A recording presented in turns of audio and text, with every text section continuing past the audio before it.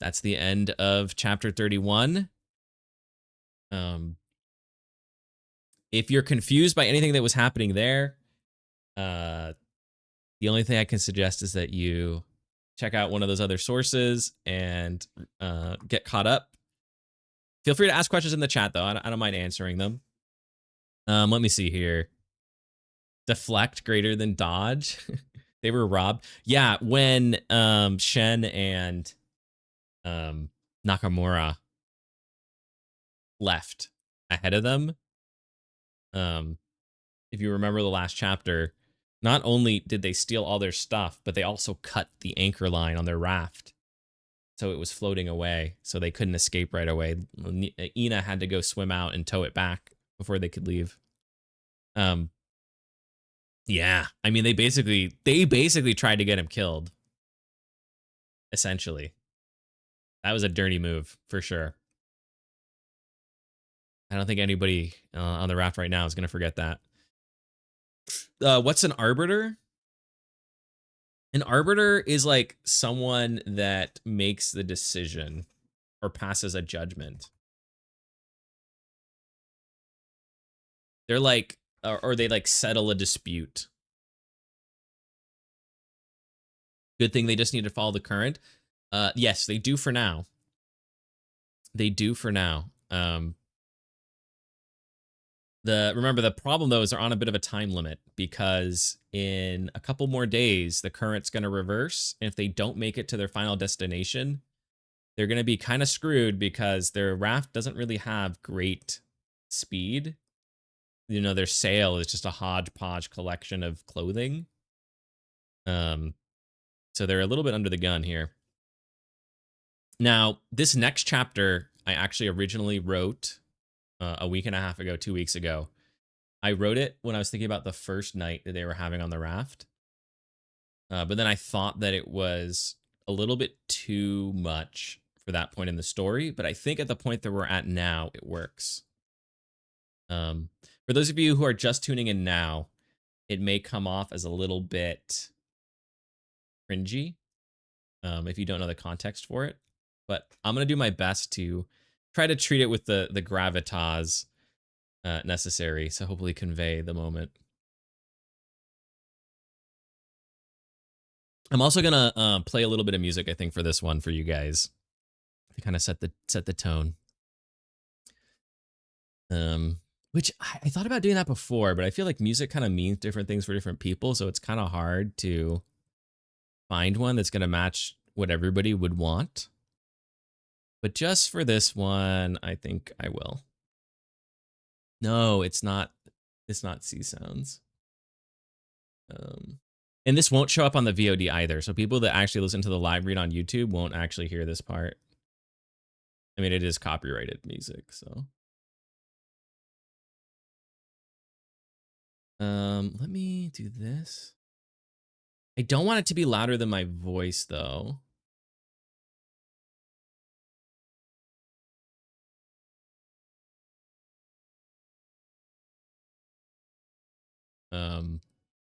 So hopefully that's is that a good volume, Jamie? What do you think? Does it need to be a little bit quieter?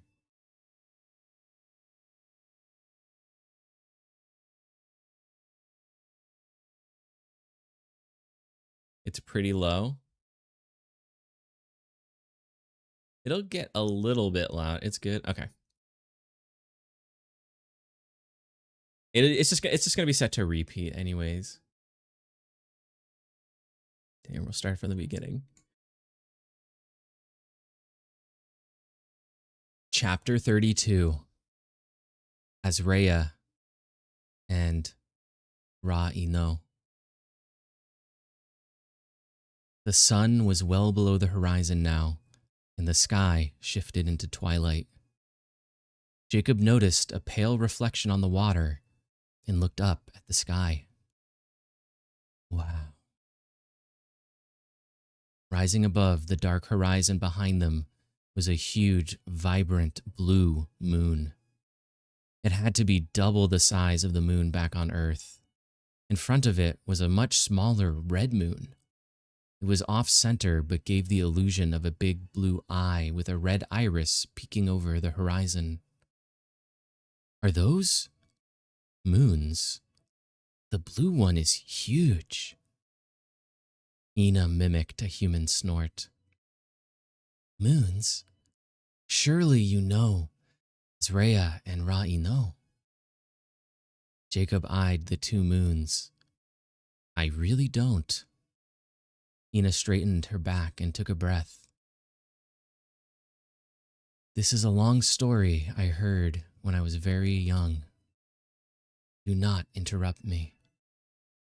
Her tone was stern, but she looked excited, eyes bright. Azre'a loved to dance in the light, but so did the others.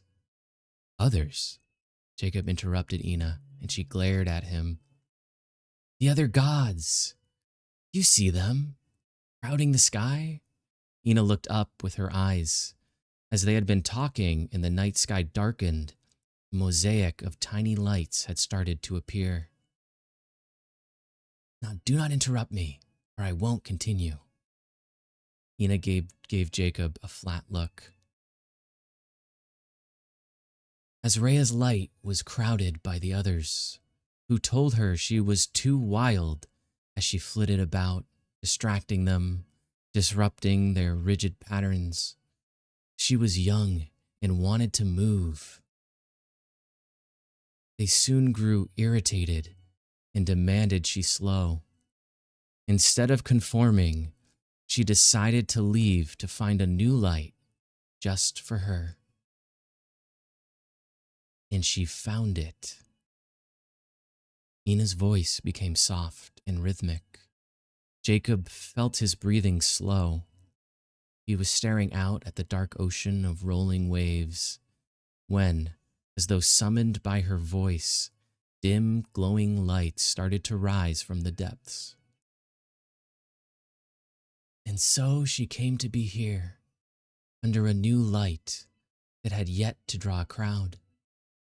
And her dance was so profound, so beautiful, so elegant, that the light prevented any others from crowding her. She danced like this for aeons. But eventually she grew lonely, and her dance of joy became one of sorrow, for she had no one to share it with. She begged the light to allow one to join her, but the light refused, for it knew the result would end in tragedy. Eventually, Azre'a stopped dancing at all. It was then the light offered a bargain, that he would allow one to join as long as she promised that no matter what happened, she would never stop dancing. And she promised. Jacob was entranced by the lights, scattered at first and then joined by more, as though stars in an oncoming night. Shades of blue, teal, yellow, white started to join together, forming rivers of light, rising, falling, splitting, shifting, flowing. The ocean, a galaxy, dancing in his irises. So the light pulled Ra'i no out of the crowded sky and away from all of his friends. At first he was sad, but Azre'a soon made him forget the others. Their dance started slow, and Azre'a was euphoric. It was everything she had ever dreamed it would be. They went faster and faster, both entwining, sharing in the joy of being alive. Azre'a gave of herself to Ra'i no, and their performance became the dance of life. Children soon joined them. But Ra'i no was not as good a dancer as Azre'a, and as she continued to go faster, he could not keep up. Yet for his love, He refused to stop. Parts of his being started to pull away from him, scattering under the light. The pieces Azre'a had given of herself were soon flung off of him, and then eventually even their children could not hold on and were cast out into the void. Ra'ino dwindled until he could no longer embrace Azre'a, and their dance ended. Azre'a begged the light to restore Ra'ino and her children. She again refused to dance, breaking her promise and dishonoring herself. But the light refused. The light knew that if it did so, an endless cycle would begin, and it was not fair for the children to continually be cast aside. But the light was not callous and offered a covenant, a more powerful binding that could not be broken. The light offered to gather all the parts of Ra'ino that he had lost and join them with those Azre'a had given him into a new being. He would form this being into a paradise and bring all the children there. He would even, once a cycle, pull Ra'ino close so they could dance again, but only for a short time, as poor Ra'ino was now too fragile for the dance of life. This the light would do if only Azre'a would keep her promise to dance. And she did.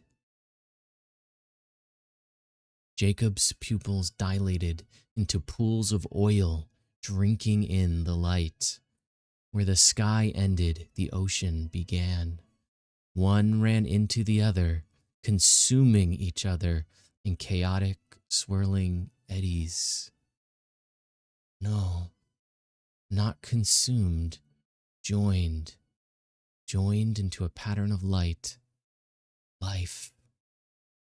To be aware of the pattern was to become it.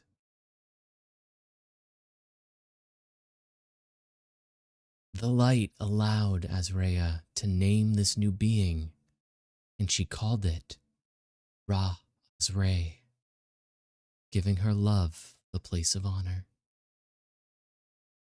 On most nights, her dancing is sad, as she misses Ra'ino, and her children are forever out of reach. Sometimes, when her sorrow overcomes her, she sheds a single tear that arcs across the sky. That is how we know she misses us. But on nights like tonight, when Ra'ino is allowed to rejoin her, they dance together again.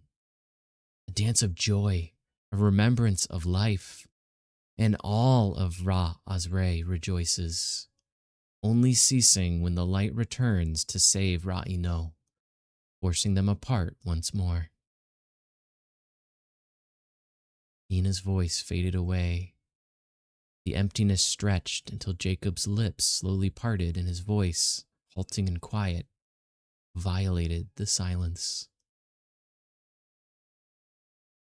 Ra'ino's love caused him to sacrifice everything until he was nothing. That's just... Why didn't Azre'a stop?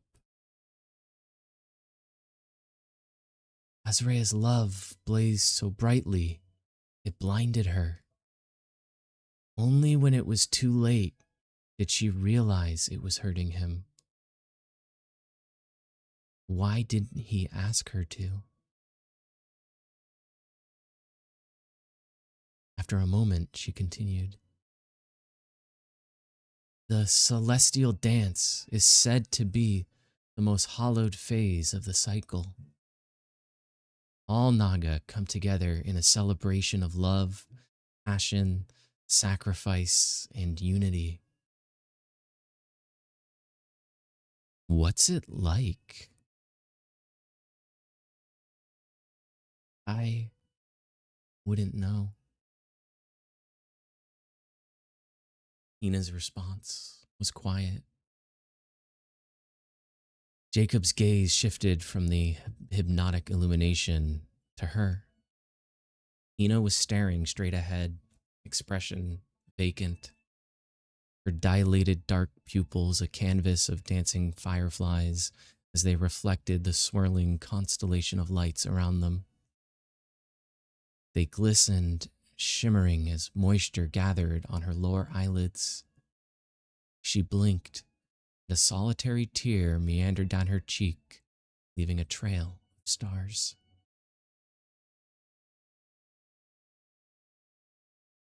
Jacob reached for her hand. She tensed in surprise and slowly relaxed her fingers. He gently slid his hand into hers.